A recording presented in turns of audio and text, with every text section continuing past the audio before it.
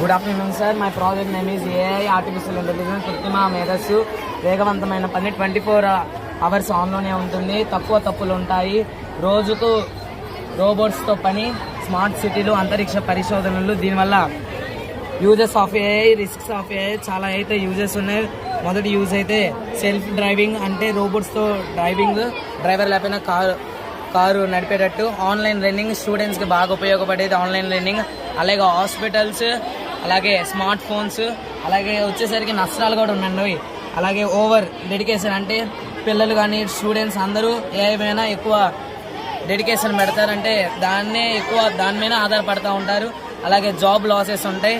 అలాగే privacy problems, hang చేయటం cell ఫోన్స్ని, ఇలా అనేక ప్రైవసీ ప్రాబ్లమ్స్ ఉంటాయి.